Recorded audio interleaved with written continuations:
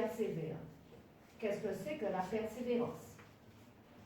C'est la qualité de quelqu'un qui a de la patience, de l'obstination dans le but d'obtenir ou de faire quelque chose.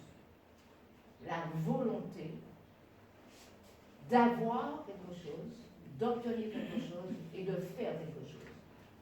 La persévérance, c'est ça. Donc, ce qui va m'intéresser en particulier, ce sont les versets de 5 à 8.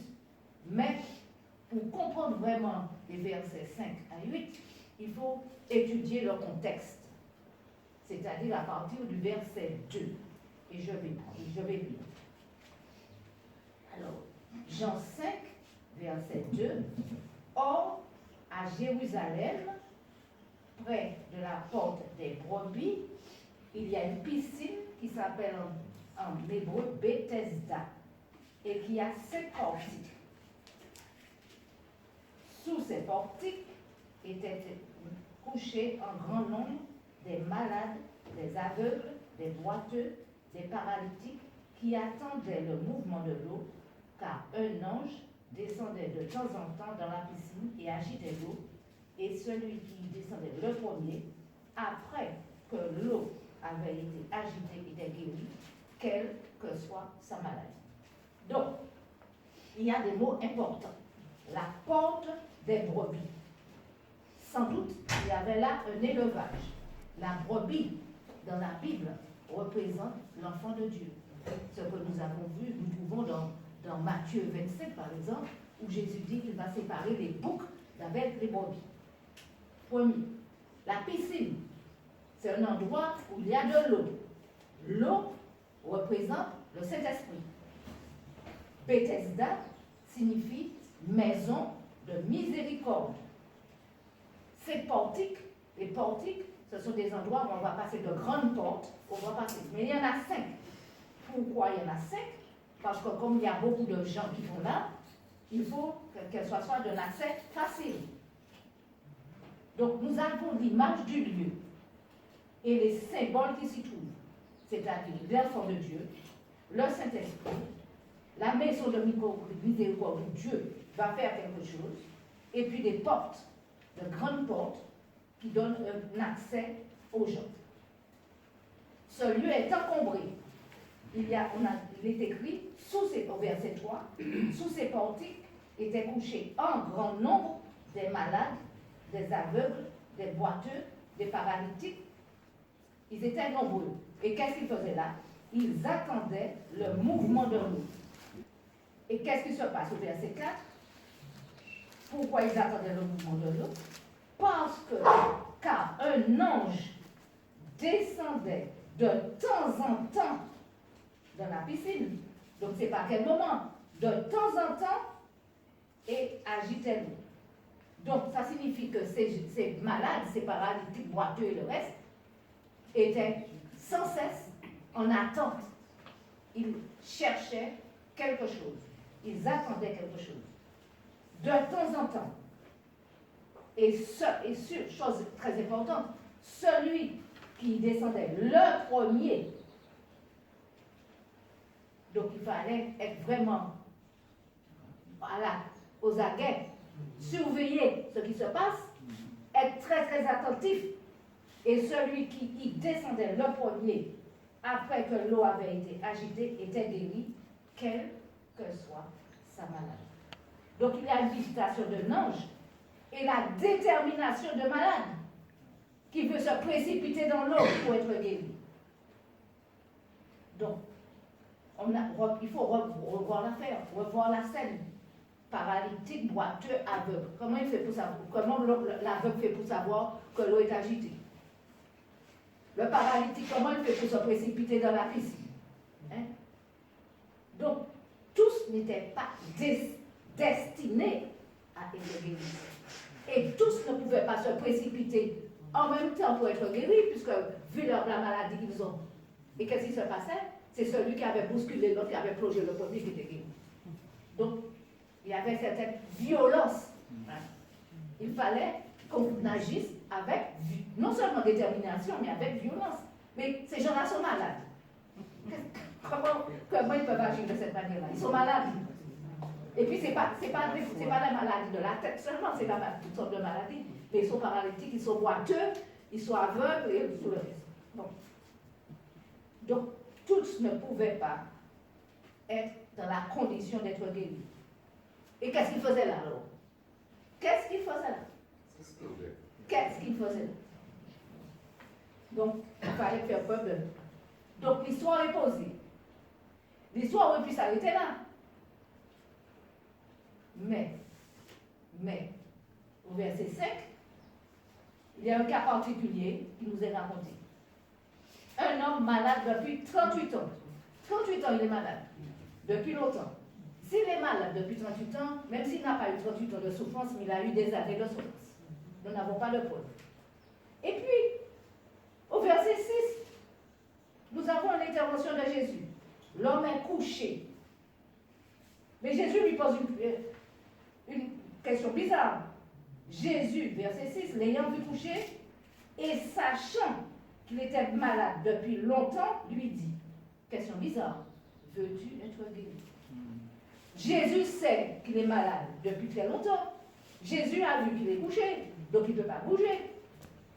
Veux-tu être guéri? Jésus pose une question bizarre. Si cet homme se trouve là, c'est qu'il cherche la guérison. Ça m'a fait penser à quelque chose. Chez nous, on dit, on a un espoir de mal papaye. Le papaye est mal fleuri, c'est fait de grandes branches de fleurs, il ne porte pas de fruits. C'est vrai. Et ça m'a fait penser à quelque chose que j'ai vécu dans mon enfance. Au fond de la propriété de chez ma mère, il y avait un gros kénétier. On est arrivé dans cette maison, j'avais 8 ans.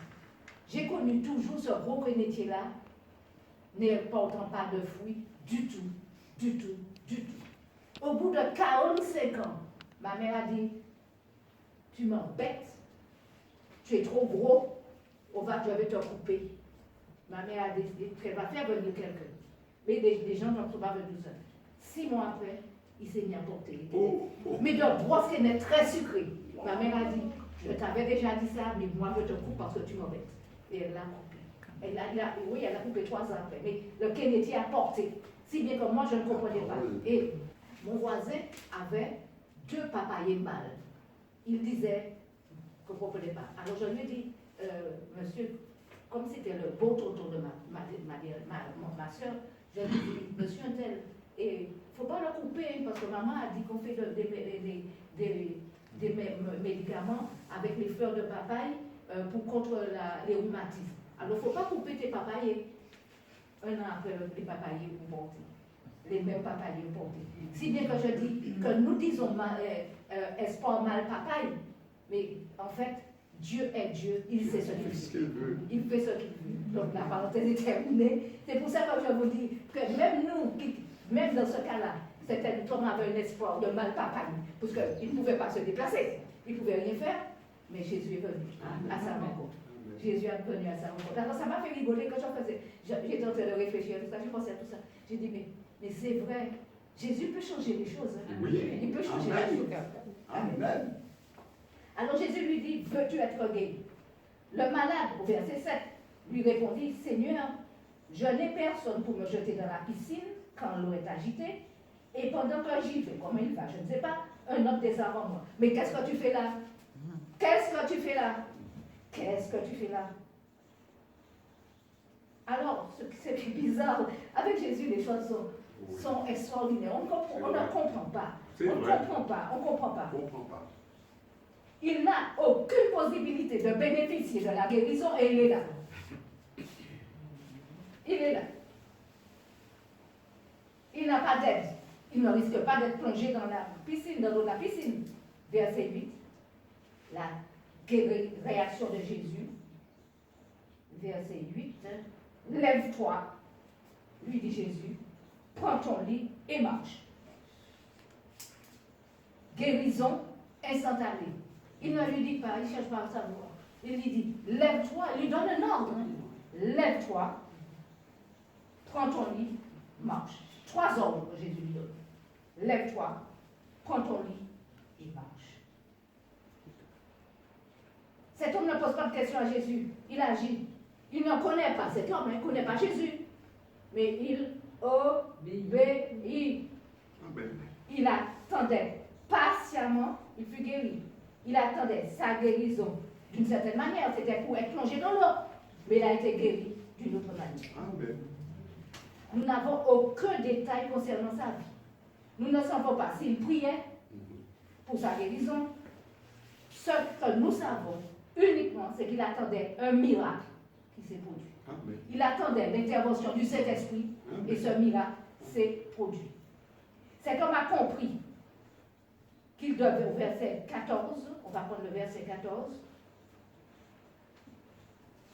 qu'il devait se rapprocher de Dieu. On va prendre le verset 14 que je vais lire.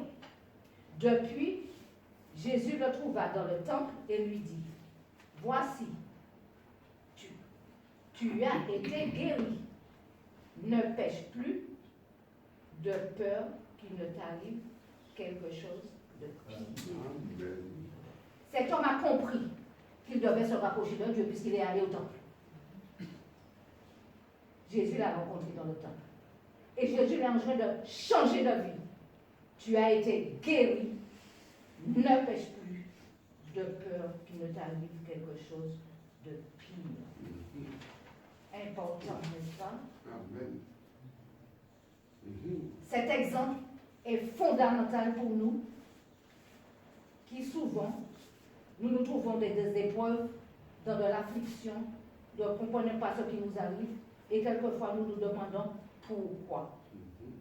Et malgré nos prières, parce que nous prions, Oui. cela dure longtemps, très longtemps. Mais comme l'apôtre Paul dit dans l'Épître aux Romains 8, verset 25, mais si nous espérons ce que nous ne voyons pas, nous l'attendons avec persévérance. Amen. Attendons avec persévérance. Apprenons à attendre le temps de Dieu. Lamentation 3, verset 26. Il est bon d'attendre en silence le secours de l'Éternel. Amen. Amen. En conclusion de cette histoire, menons une vie droite dans la persévérance et l'obéissance de l'étude de la parole de Dieu, et il agira pour nous. Amen. Amen. Gloire à Dieu.